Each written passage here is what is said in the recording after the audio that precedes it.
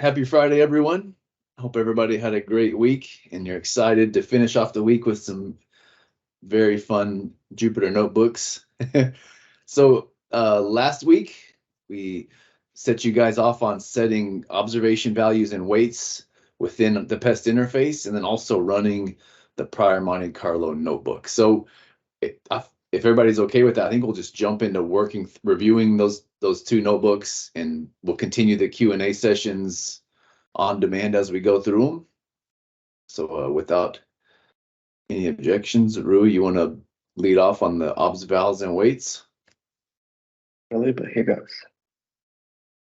Okay, no share. There you go. So I'm going to be super professional and share with you my speaking points as well as I go. So in the last session, we went through setting up the PEST interface around our model using PEST from. And if you recall, whilst doing that, effectively the PEST from assigned observation values based on the values which were in the model output files. So essentially, what the target observation value in the PEST control file reflected what the base model parameter set was outputting. And this is quite useful, as we pointed out in last session, for checking that everything is working properly and that the PEST interface and PEST setup is behaving as expected. Of course, what we actually want to do in a history matching context is assign measured values to those observation values. And to do that, so we need to loop through our observation data and update the observation values for each observation. And of course, the weights as well. Now, in most contexts, how you go about doing that is going to be pretty case specific. Maybe if I just flip down here in our tutorial notebook on the left-hand side, just skip through all the admin at the beginning. So as you can see, we had our observation values from the model. Everything had a weight of 1, just a uniform default value. And we started to go through that observation data frame and updating those observation values and changing the weights for observations that we care about.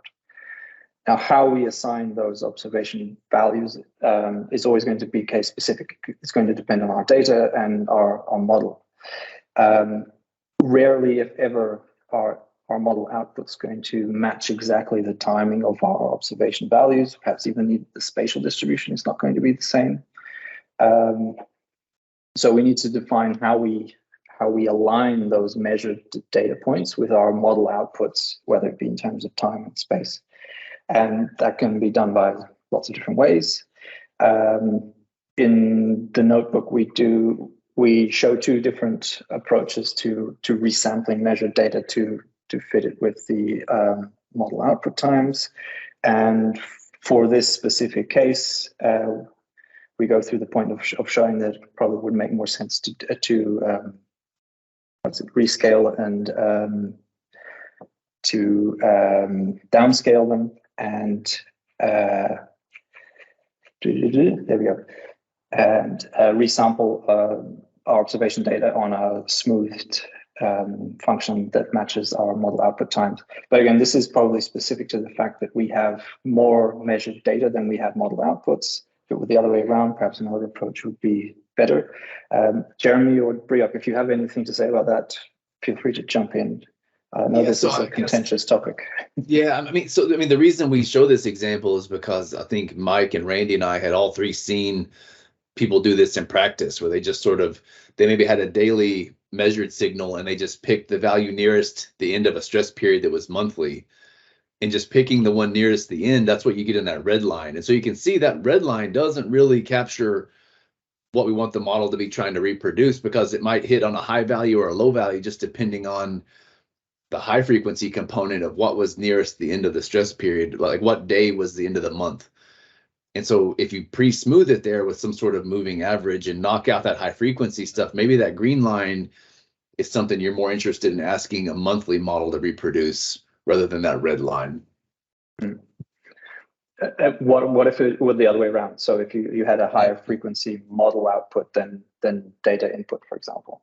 Yeah, well, and so I mean, values, yeah. and that was the point I was also going to make. I mean, I'm a fan of monitoring all simulated outputs at an observation location, even if you only have one measured water level.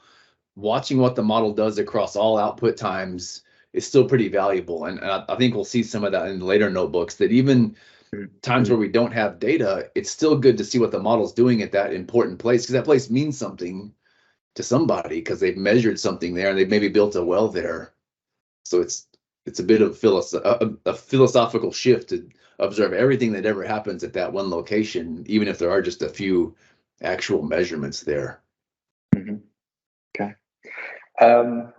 Okay. So that covers that. So one thing which we don't talk about in the notebook, but I was thinking about it as I was thinking about this, what to say today, was, well, if we're doing any kind of smoothing or averaging of measurement over time, shouldn't we be including that effectively that in our assessment of noise of our observation? But I may be jumping ahead a bit. Okay, so we go through all this process of resampling our measured data so that we can align it with our model outputs. And then because we have all of this amazing metadata that Pestron pulled in when building our pest control file, it's relatively simple for us to now process all of our measured data and start updating observation values in a programmatic way, rather than having to do it all by hand.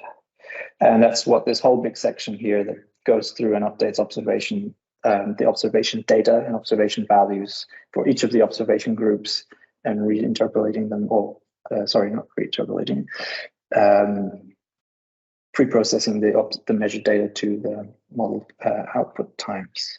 And we go through all of that, and it's really fun to read through. And that's when we get to this point. So all of that is the process of updating observation values, but we also need to think about the weights, which is perhaps the more interesting part of today's conversation. And we started off with just default values of 1 for every single observation. And as you saw in the notebook, this doesn't really make much sense, especially given that the observation values have different scales. So we're talking about observations of stream flow against observations of head. The scales of those numbers of each of those observation types are quite different. And if those weights have no link to what those observation values are, then it's you could get this simply nonsensical distribution of weights from each of those types of observation to the objective function value. Now, you're going to say something? There was a couple of questions on the. I'm not seeing them. Sorry. All right, that's all right. So Sarah was asking, do you ever fit time series parameters like amplitude, frequency to fit the shape rather than individual observations? I mean, I think that's kind of what a flow duration curve is, and I'm pretty fond of trying to fit flow duration curves. Yep. And also, I mean, like detrending it, so you're trying to fit the long-term trend, but then also then you can do the frequency domain thing on those residuals and then try to match those. I think that's pretty useful stuff in most cases. Yeah. I quite frequently use the trends and averages as well, especially for things like long-term recharge and things like that. If you have a long time running model, but you have an estimated average long-term recharge, for example, it's a good way of constraining things to match that, and trends as well. And those time difference observations are in a way can be used effectively to capture trends if you just look at the beginning and the end instead of every single time difference, for example, things like that. So yes, definitely. Yeah. And then there was one from Tariq asking, if you have a lot of irregular time series with lots of missing data, should you assign greater noise to the interpolated observations in comparison to the field observations? What do you mean by interpolated observations? Maybe I'm not understanding. I need to read that as well. Is that in the Q&A? Yeah. I guess two observations that are not actually data points, but interpolated between data points. So like maybe the observations don't align with the model output time. Is that maybe what it is? Is that what you mean, Tariq? Yeah, I'm personally a bit skeptical about time interpolation, especially in noisy things. Who's to say that your linear interpolation between 2 points in time has anything to do with the physical process that happened there? So yeah, depends. I mean, again, it always depends on the case.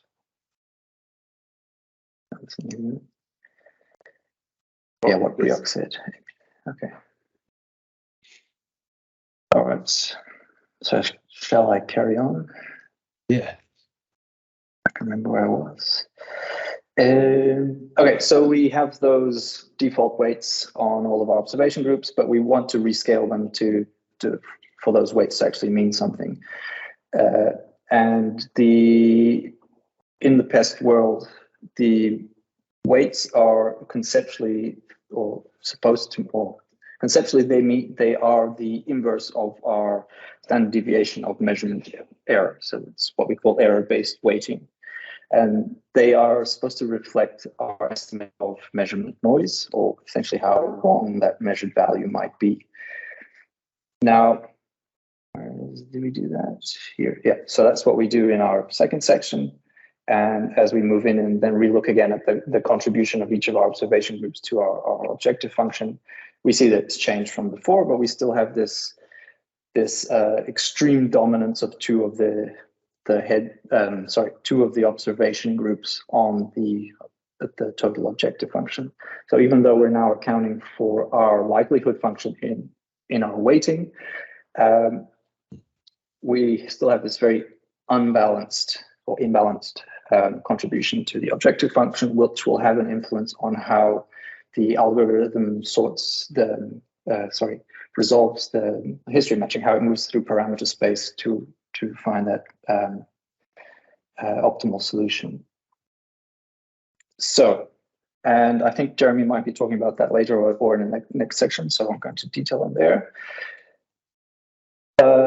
So although we can have a set of weights that represent our likelihood function, sometimes in the data simulation context or history matching context, we don't want the weights to reflect that. We might want them to be a bit more balanced, so that each of those observation types or groups can contribute to informing our parameter uncertainty reduction,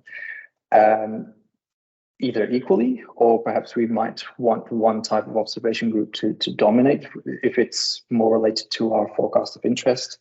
And so we might explore different weighting schemes that rebalance this contribution of the different types of observation groups to the objective function.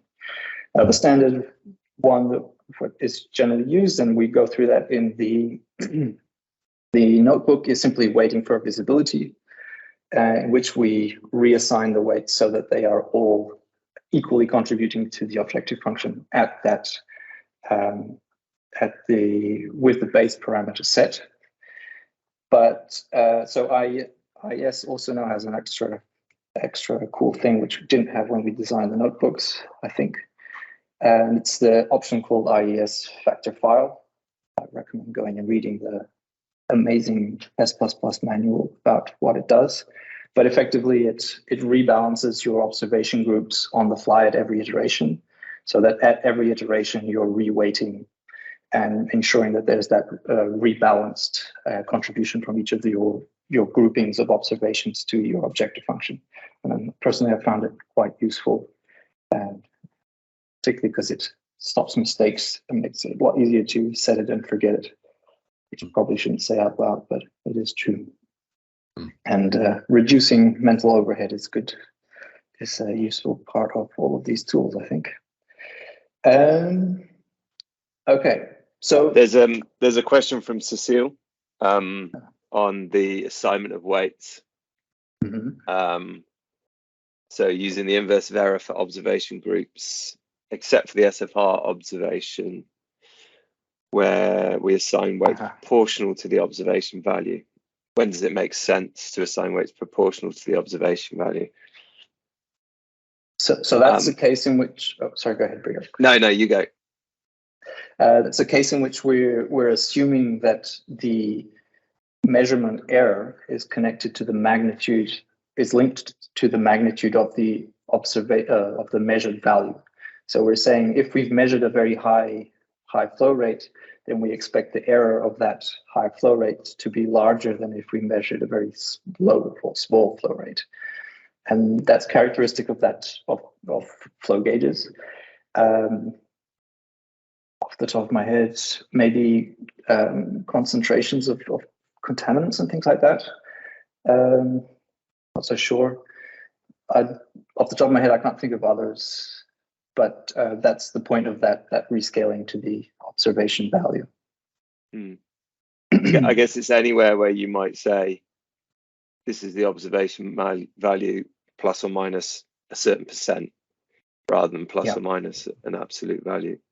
So for water levels, you'd hope that it's fairly consistent, regardless of the value. If you're thinking in terms of noise, for example, then if you take an absolute value and say, okay, I have a flow rate of 1 meter per second plus or minus 0.1 meters a second, that might be a decent amount of noise around that value. But then your flow measurement value bumps up to 100 meters per second, plus or minus 0.1 is nothing. So that's kind of the way to think about it.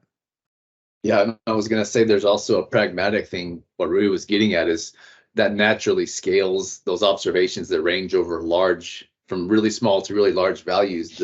Making it proportional to the observed value helps scale that also, just like the balancing of the weights between the groups. That helps it so that the low flows don't just get lost in trying to hit the high flows. Okay. Cool. So the last bit I want to touch on in terms of the weights is, and this is something that I get asked all the time, is the difference between the weights that we use for history matching versus the weights that reflect essentially the likelihood function or the noise in our data. They are two different things, but if you set weights in a pest control file and then use something like pest IES, pest plus IES, or the POSM in pest plus GLM, they will by default use the weights and assume that they are a reflection of the standard deviation of noise, which can be a problem if you're then rebalancing those weights for visibility or for some other type of weighting scheme. So there's two ways around that. One is you can construct your noise ensemble if you're using pest plus IES explicitly and pass that explicitly to the software. Or you can use an additional column in the observation data. I think it's standard underscore deviation, and assign that as your standard deviation of the observation value. Now, I've tripped myself up a couple of times here, and it's the standard deviation. It's not the inverse. So it's not the same as the weight. It's the inverse of the weight. I've made that mistake too many times to admit live on camera. But so if you do that, then Pest++ will use different values for different things. And you can, that's it. Anything else I'm forgetting, guys? I think that was pretty good. Any questions about weight setting and observation value setting? I mean, the weight setting is such a critical piece of everything that follows. I mean, I tend to go back and adjust weights probably throughout every project, consistently tweaking those and playing with them and trying to squeeze a little bit more out of this data set and that data set. I mean, they're always evolving. I find it's subjective, right? So it always comes down to what it is that you precisely want in that, for that project, or even in a portion of the project, right? There's no there's no answer that fits everything. Okay, Ahmed is asking, should we put more weights on the differences rather than the absolutes? John says yes. I flip between trial and error. So sometimes yes, sometimes no. Again, it'll depend on your forecast, I think. So if your forecast is based on differences, which is usually more robust, then there's probably value in doing so. If you have a lot of structural error in your model and you're not actually able to, well, either structural error in your model or in your measurement data, whichever one you trust more, and you're not actually able to fit those absolute values very well, then again, perhaps differences is a better approach. Jeremy Brioch? I mean, it's all about the forecast. Yeah, that's what I was gonna say. I've moved away from the differences lately, just because I mean, like when you're doing head differences in time, Randy would say that tells you about storage more than anything else.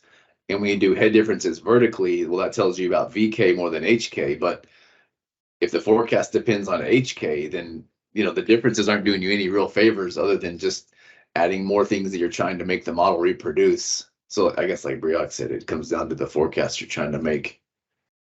What about the spatial head differences? So difference between bores, for example, over time.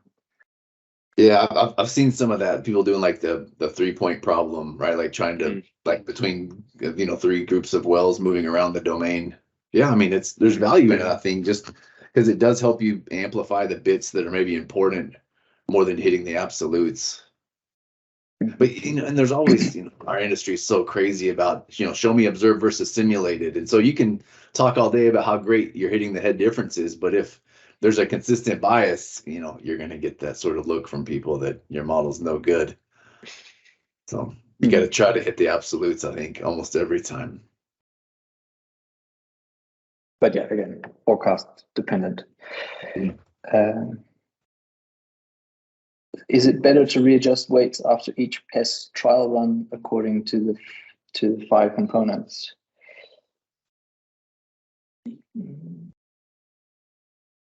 I guess like most answers, like most questions, the answer is it depends. If it's useful. So effectively, if you're using the AUS whatever it's called, adjust approach, that's effectively adjusting the weights or rescaling the weights at every iteration, right, Jeremy? Just after the prior, so it does the prior. Oh, it does it once. Okay. Yeah, my bad. I thought it did it every iteration. All right. So I don't know. What do you think? Again, I think it depends on the case if it's worth it or not. But well, I mean, can you elaborate what you mean by PES trial run? Do you mean like each time you try to run PES and you look at the results and then you see what you like and didn't like? Because I mean, I definitely adjust the weights on that sort of outer scheme of, this is how well I was able to fit this piece of the data, not this piece. So that's where I start to play with the weights the most, I think.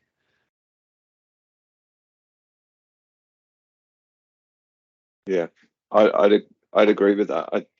And I think if you're running trials, things are changing, so that the balancing is going to change.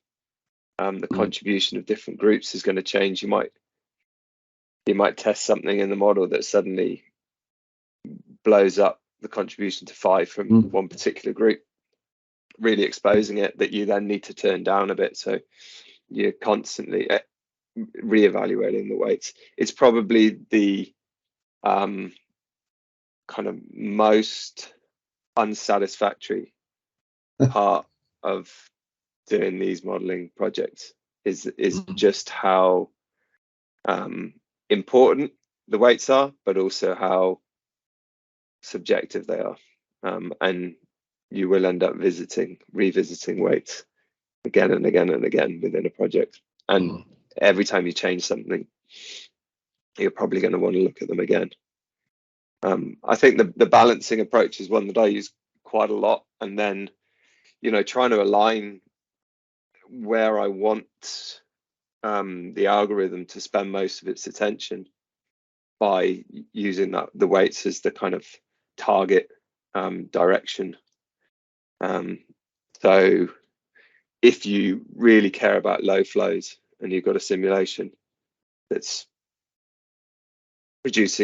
simulating stream flows, then target stream flows with those weights and focus towards those low flows. And it doesn't matter if it's not getting the high flows. Yeah.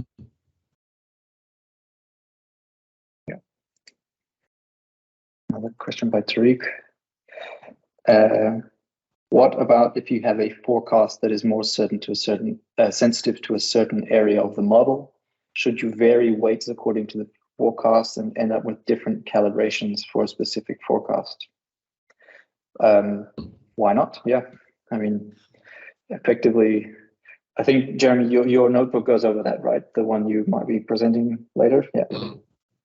Yeah, I mean, conceptually and theoretically, absolutely. Politically, it could be a little messy, right? Like explaining to someone that this is the K field that does this forecast best, and this is the K field for the same aquifer, the same model that does this other forecast best. So that's, I don't know. I mean, it gets messy. And I think it's the right thing to do, but you better have your explaining hat on when you start meeting with people, We've missed a question here from Eshan as well. Sorry, Ray, did you want to finish off? I was just going to say I've had problems with clients around that kind of issue. Go ahead, bro. How should weights be allocated to two different groups of observations, say stream flow and evapotranspiration values? I'm trying to include biophysical parameters into model calibration, but I have no idea whether which OBS groups I should assign more weights. $1 million question, right? Forecast dependent, as we've been saying. I think if the thing you're trying to predict is the amount of evaporation, then probably those observations of evaporation or evapotranspiration are going to be pretty meaningful. But if it's all about stream flows, then really the model just has to focus towards stream flows. Well, I mean, if you're just starting out and you have no idea, then just make them equally contributing to the objective function and see what happens. Somebody mentioned I have to run pests multiple times. Like, I don't even want to talk about how many times I'm running this on each project. Like, it's, tens, 20s of times usually. How much time do you have to do the project? That's how often you run it. That's it. Yeah. Cecile is asking if we systematically use autocorrelated transient noise when building our OBS covariance matrices, and if it makes a big difference or not. Well, it looks nicer. I've started using it by default, unless I have a reason not to, in transient observation data. And thinking about it, it kind of assumes that there is correlation in your noise, which may not always be the case. If that noise isn't caused by some systematic measurement error.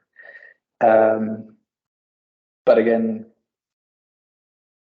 it might be the case. So it'll always be, again, case dependent, observation data dependent. And by default, I will tend to use it unless I have a reason not to.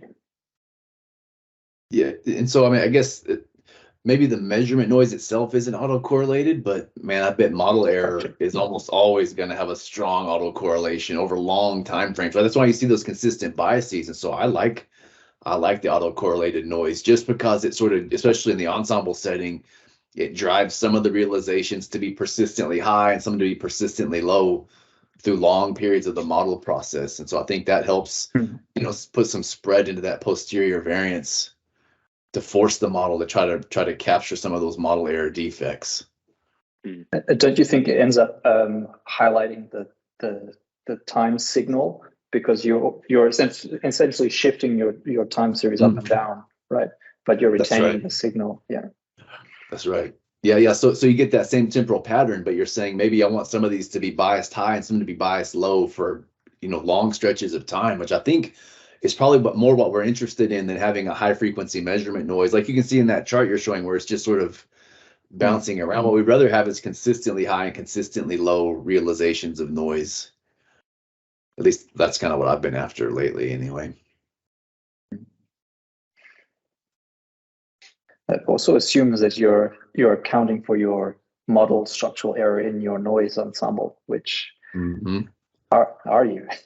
Well, there's a whole field of study who is convinced they are, and so we might as well piggyback on some of that.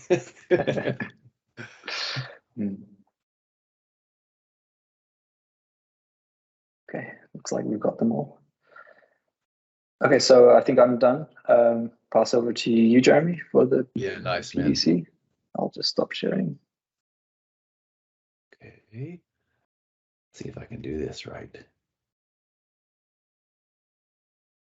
Oh, I didn't do it right. Sorry, everyone. That was awkward. He's good at computers.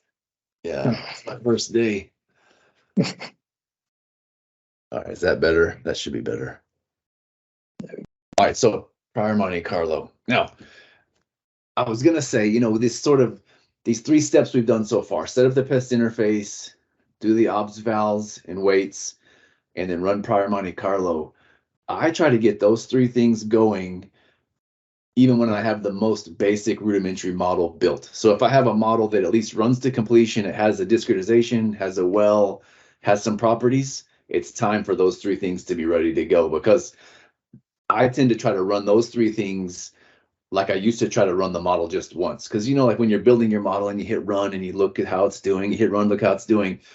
I try to do that same thing, but with prior Monte Carlo context. Instead of just the one line, I want to see how the model is performing across what we expect to be the range of maximum parameter uncertainty. And so prior Monte Carlo is probably one of my favorite analyses these days, especially early in the model development process, because it gives you so many insights, not just about the uncertainty in the forecast, that's cool, but also insights just, is the model running to completion? Is it bombing every time a certain type of parameter set or groups of parameters are being drawn? I think it's a very valuable learning tool early in a modeling project. And so I'm really keen on prior Monte Carlo these days. And so there's a few ways to do it.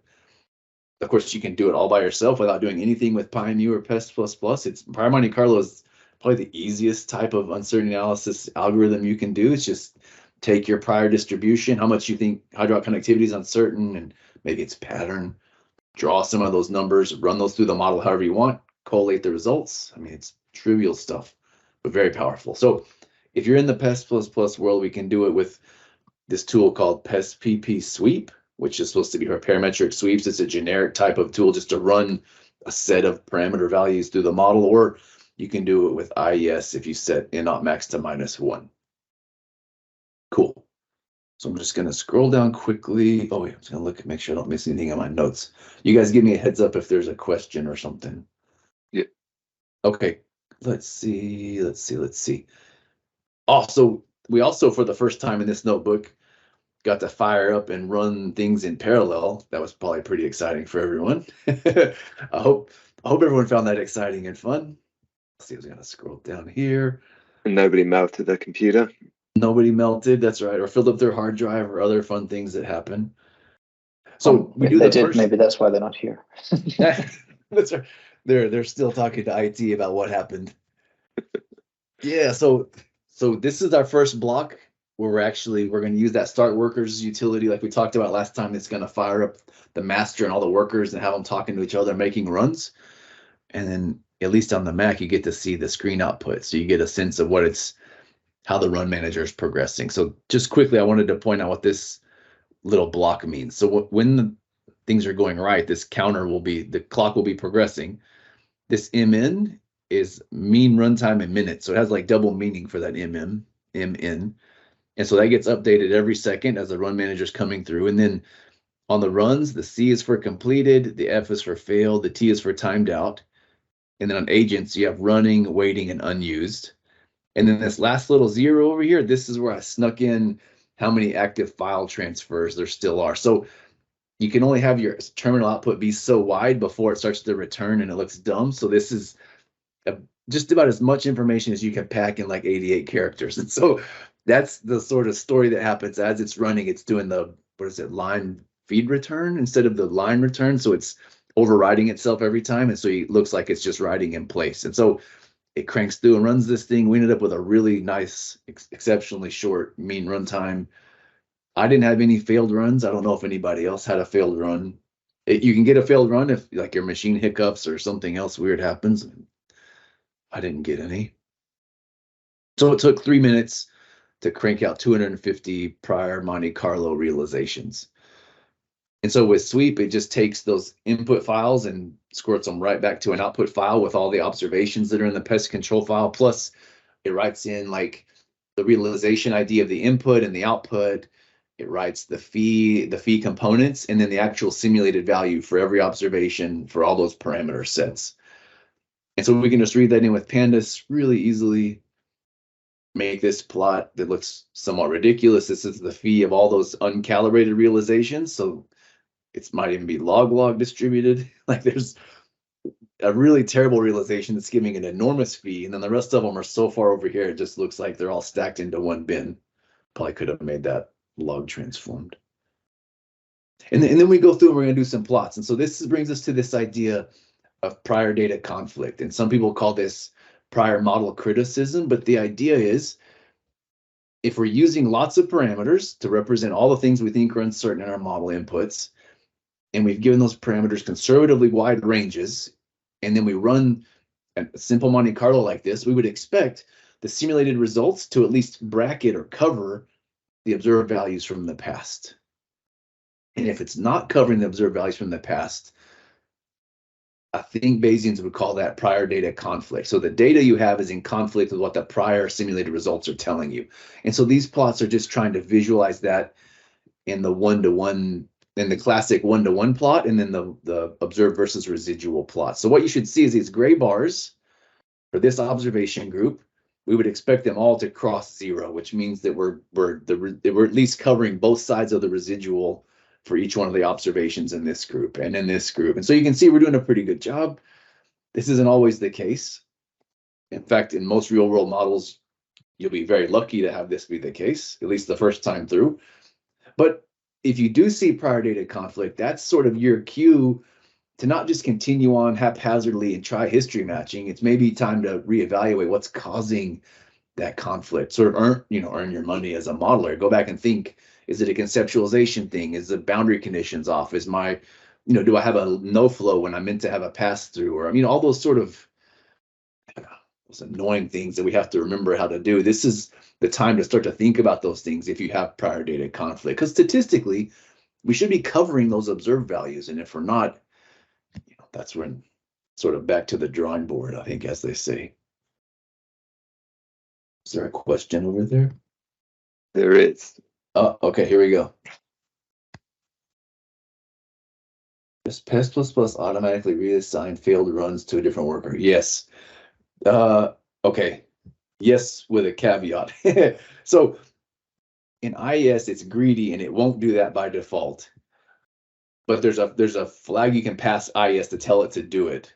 And it's like max run fail. And if you say max run fail equals 3, it'll try to reschedule a failed run on 2 different workers to see if it can get a satisfactory result. But with IES, the value of each individual run is much lower than when you're filling a finite difference Jacobian or testing just a few lambda values. So I was a little bit aggressive with IES, and I said, I don't care if 10, 20% of those runs fail. I can still form a meaningful Jacobian. I still have enough realizations to move forward. So IES resets max run fail to 1 unless you pass that value to it. And then, is there something to do with sweep? No, so the question, can you do something with sweep that you can't do with IES and on max -1? Not really. The only thing you get different is you get the fee values alongside the simulated values in one data frame, but IES writes those out in just two separate files. So it's giving you the same thing. It's just Sweep was a tool that existed before IES, and then yeah, so it's we just sort of carried along because it's a little bit lighter weight. And if you want to do a really big sweep, like say you had 1 million runs you wanted to do, Sweep lets you break that up into chunks. So you can say, I want to do 500 runs, process those, write them to the file. The next 500, write those to the file. And so, whereas with IES, it's going to queue up all the runs at once, and you have to wait for them all to finish. So Sweep does have that benefit of sort of processing it in chunks. I guess does that sound about right, Briok and Rui? Yeah, that's how I've used. The only time I think I've used Sweep really in anger is when I've had ridiculous number of runs.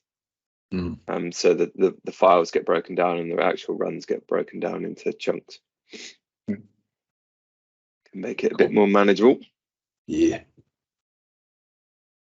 Okay, so let's see what we're doing. Oh, so here we're going to do something exceedingly clever. We're going to draw some measurement noise, and then we're actually going to try to visualize that measurement noise in the context of the simulated values. And it's hard to see here because our measurement noise is so crazy small, but if you get down to one of the, there we go, you can see it on the SFR. So this pink band, that's the band of sort of uncertainty in the measurement.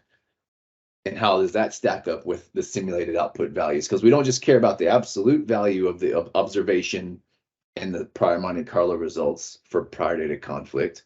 We care about the fact that the observations themselves are uncertain, and then the model simulated results gave us. So we have two Gaussian distributions, and we want to look at how those distributions do or don't overlap with one another as a means to detect prior data conflict. So it's looking at a statistical distance instead of just a distance between a deterministic observed value and another distribution that came from running the model. Did I say that clearly enough? Maybe not. Okay, and so here's just as another way we can visualize these as histograms as well. So instead of plotting them on observed versus simulated and observed versus residual, we can just plot histograms. And so the gray, this is the internationally recognized color for prior Monte Carlo results, is gray. In red is the observed plus noise distribution. So you can see the red is centered on the observed value, and then that's the noise we expected to be around it and when we drew those numbers. And then the gray is what was simulated. So I think these results look pretty good. I mean, there's some low, I mean, we're still bracketing. Maybe we're low probability mass with the prior, but there's still at least a few realizations on either side of all these different observations, which means we have a chance of fitting these data without making our model do extreme things to the parameters when we do that. While we're on this topic, Tariq asked a question a few sessions ago about prior data conflict. His question was, if I run a prior Monte Carlo for forecasts, then condition with IES, and my posterior forecast distribution ends up completely outside my prior, I'm assuming he means the prior distribution of his forecast. Yeah. Should I be revisiting my system conceptualization or prior parameter ranges? Yeah, I was thinking, and it's a really good question. It could just be that it's a nonlinear transformation from parameters to forecasts. And maybe everything's up to snuff, and it just happened to be that the parameters change in certain ways that really move the first moment of the forecast. But I think, at least for me, I would start to check, like, do I think I have the information content in my observations that would teach me that much about my forecast, that it would shift that much? I mean, and maybe sometimes you do, maybe sometimes you don't. But I think, yeah, I mean, if we're talking about parameters, yeah, if the parameter moves outside of its prior, that's definitely something to think of, like, is there something wrong with the model? But if the forecast is moving, it could just be that it's a nonlinear relationship between parameters and forecasts. And it's perfectly valid.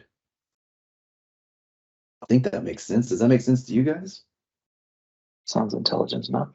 Yeah, it does sound intelligent. You mentioned like parameters moving out of the prior. Is that something you track as an observation as well, or is it just something you check normally?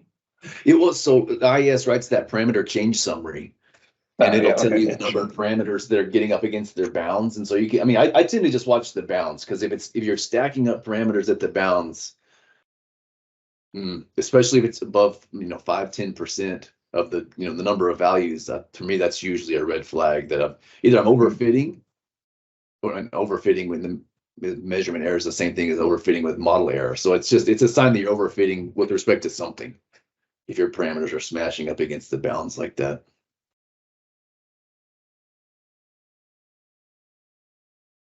Okay. Oh, and then the time series plots. Oh, I love these. So here's the classic, right? This is what everybody comes for. Is the red is the observed, and the gray then is all those 250 realizations. This was for this groundwater low. So you can see we're covering it. There's some really extreme things happening with the prior, but that's acceptable, right? I mean, that's the nature of generating probably really low K values while simultaneously pairing that with really high recharge values that are still within plausible ranges, but when put together, they give you some really extreme high water level conditions. That's fine. History matching will definitely take care of these problems. Looks good, looks good. Got some good spread on the surface water flows. Yeah, and so this, I guess, is also my point about monitoring all the outputs from observation locations. So if we just sort of cut the thing off and just looked at the, from the red line to the red line and didn't see this other gray bit, we wouldn't have any idea like how the model is behaving outside of that observed time. And maybe that's valuable, maybe it's not, but I tend to watch, even if it doesn't have like a forecast type of value, just it has a diagnostic value of what is the model doing at this important location, even at times when I haven't observed, or I don't have a direct observation of what was going on then.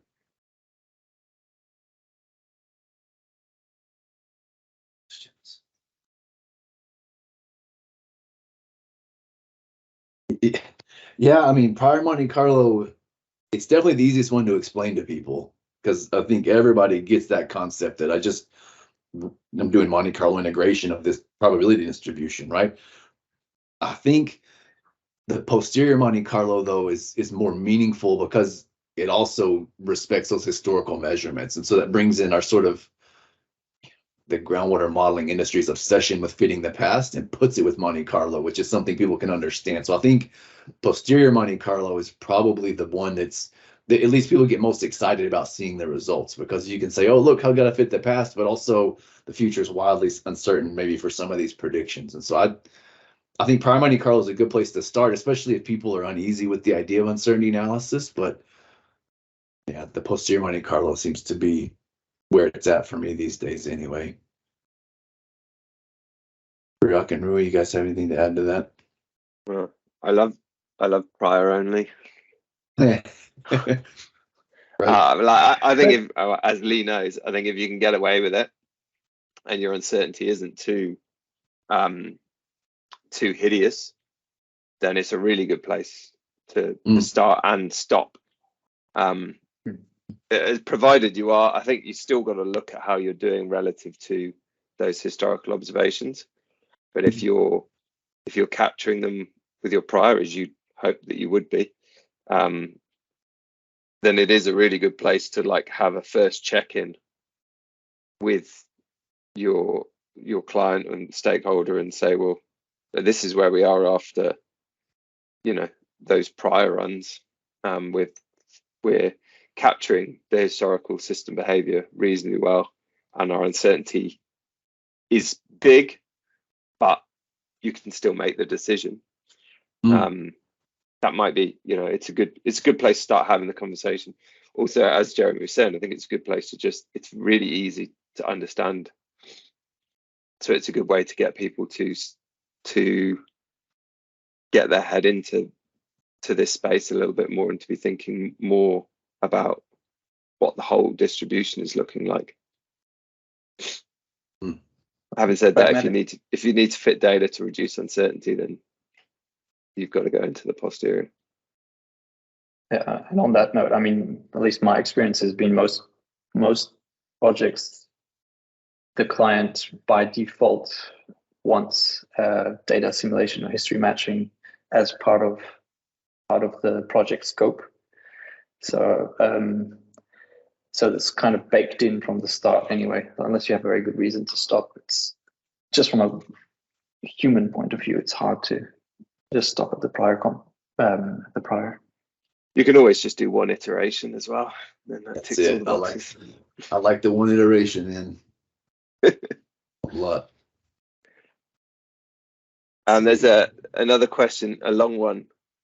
So I think this a question for recently did a predictive uncertainty analysis and was planning on using sweep but couldn't because the uncertainties on drawdown between no mine and project scenarios and mine water inflow have to be presented, which needs post-processing to be included in the workflow after each model run.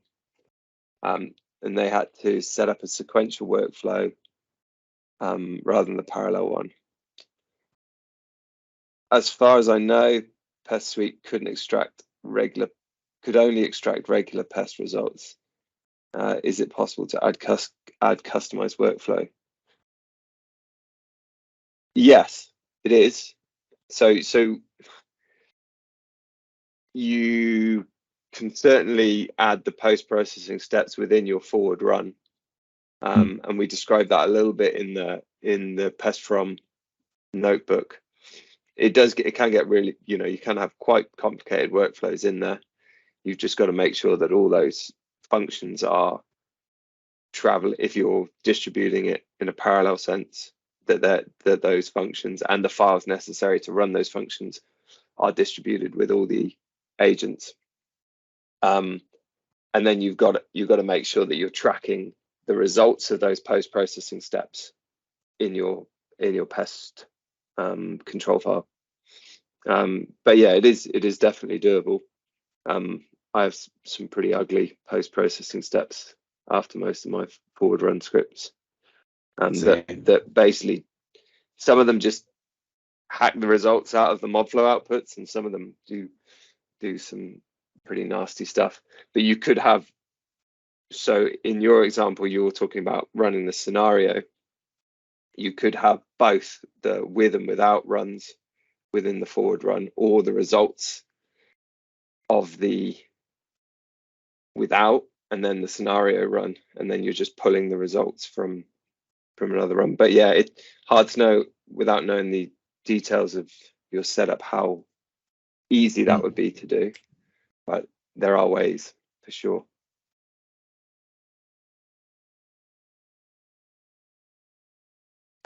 Ahmed is asking if about dropping prior data conflict. Should we drop the obs that have not been bracketed by the simulated distribution, and bias versus higher variance? I don't know. I think my thinking on this is evolving. So I used to say unequivocally, yes, just drop them all, but that can get into trouble with sort of building confidence in the model with others, right? That if you're suddenly saying, well, the model can't fit these, so I'm just not going to try. That's pretty weak, right? That's weak sauce. Like, you got to try to fit these things. So I think I'm more. There's some things you're never going to fit, and you'll know right away what those are going to be. But if there's a consistent bias, like every year it's this thing, maybe it's worth looking at the processes and the discretization, or more parameters, or wider ranges on the parameters.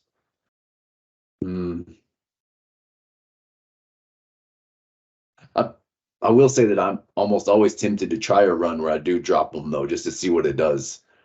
Like, if I ignore these things that are obviously a problem, how well can I do with the remaining things? Just to get a sense of where the model is going. If I was able to repair those issues. Back in the day, when using like GLM or PestHP to come up with that I'm forgetting the term now, but the parameter set of minimum error variance to use as the mean of your prior. We often use that trick just to see if we could fit the data and see what parameters had to change in order to fit that data, as a sort of a diagnostic to try and understand what's going on. But of course, that requires reducing the dimensionality of your problem. That's right. Cool. If the observation's garbage, though, Ahmed, you've got to get rid of it. That's it. He knows that. I do want to do one thing, though. Yeah, I was going to do that here. Hold on, live coding. Everybody be careful. I just wanted to give everyone a flavor of what it looks like to not look at it stochastically, to just look at one of these things. I think.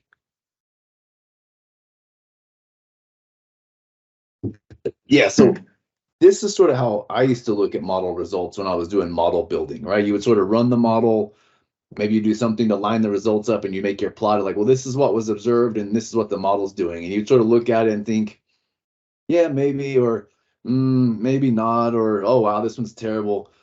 But then when you go back up here and you think about it in terms of prior Monte Carlo, it's like, oh, well, even though this looks absolutely ridiculous, that's just one realization out of many. If I take all of them together, maybe the model's doing fine. I don't need to worry about that location. And so I think just trying to, let's see if we can pick a different one. Just trying to sort of add that stochastic context, I think, is so incredibly valuable very early in the modeling project.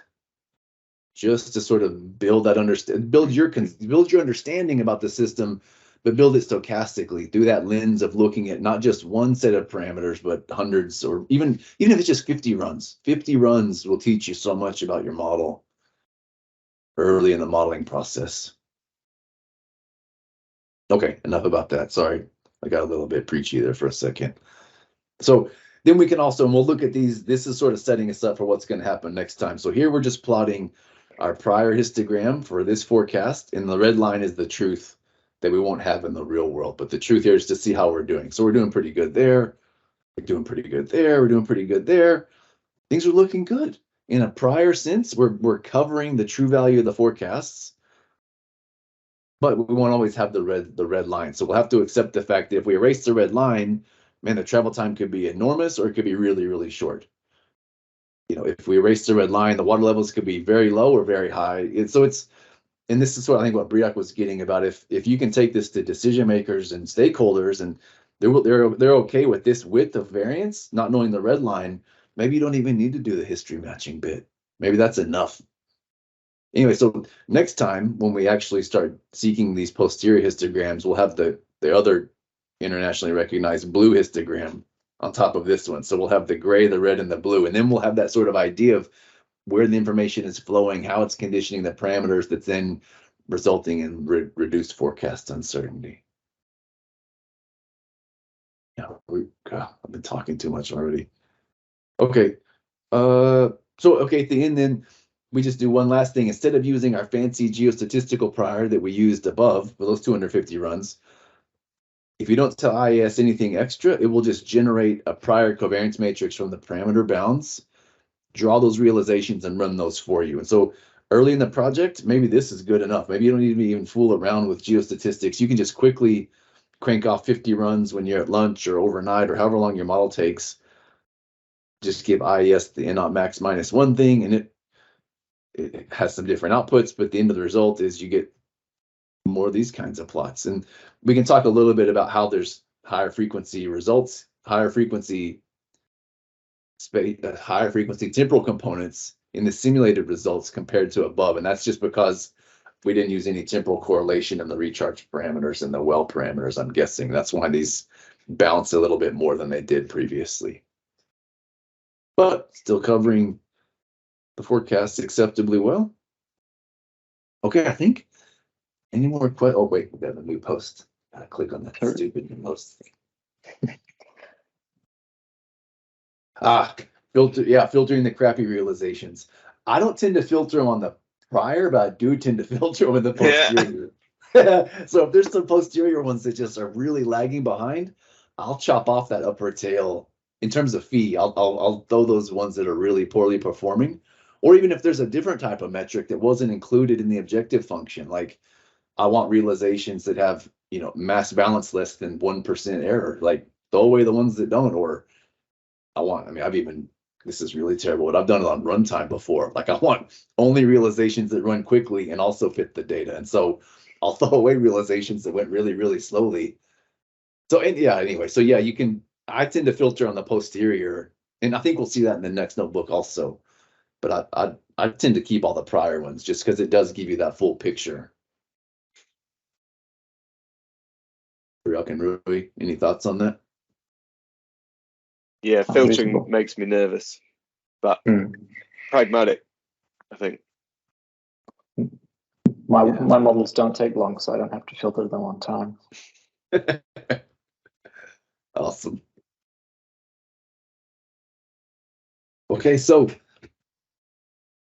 we talked, Ryuk and Rui and I talked about, should we have like a presentation about the concept of ensemble methods, but we figured since this is a hands-on class, we would let you guys take the first shot at that and run through at least the first 2 or 3 IES notebooks, try to build some understanding about what it's doing, and then bring your questions, either conceptual or mechanical or other, about ensemble methods, how you can use them for posterior uncertainty quantification, and then we'll try to cover all that next time, but do it again more in a Q&A type of format instead of just a one directional presentation type of format.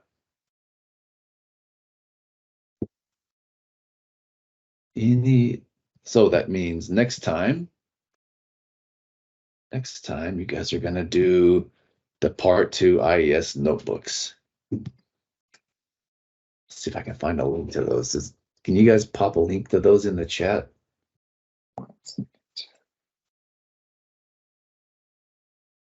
Fastest finger first. It's not going to be me. Any other questions about that stuff today?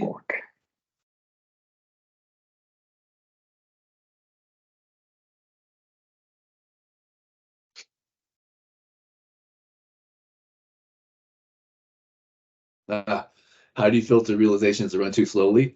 I had an observation to the PEST interface that's the model runtime. And I also had an observation that's the number of convergence failures and all those sorts of fun things, just so I can see what the model's doing. Because I think, at least for me, invariably, the models that take a really long time to run are the ones that are failing stress period after stress period after stress period. So I really don't want to keep those anyway.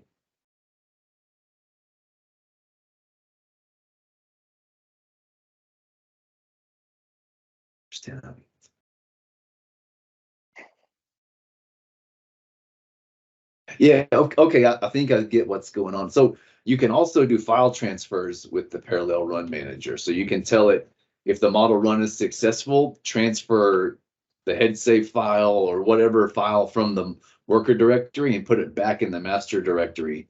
So that when sweep finishes, you'll have all those run files from the successful runs. If you want to do some other type of offline processing with the model run results that doesn't involve floating point numbers in the observation data section of the pest control file.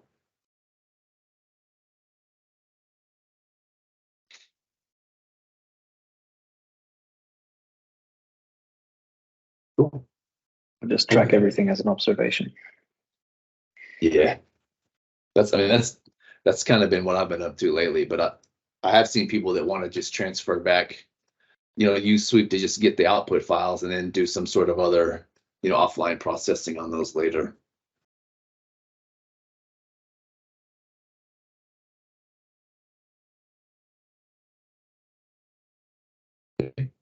Well, we're past time, I think.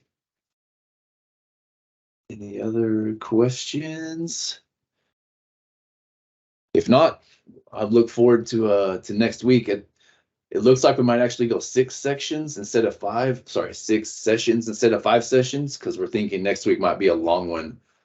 And then we also need to get into some optimization terminology at some point. So we might actually go 1 extra session as part of this course. So you guys get a bonus session for free if you want to come. You don't have to come. All right. Right. Cool. Easy enough. Well, thanks everyone. You guys have a good Friday. We'll see y'all next week. Cheerio.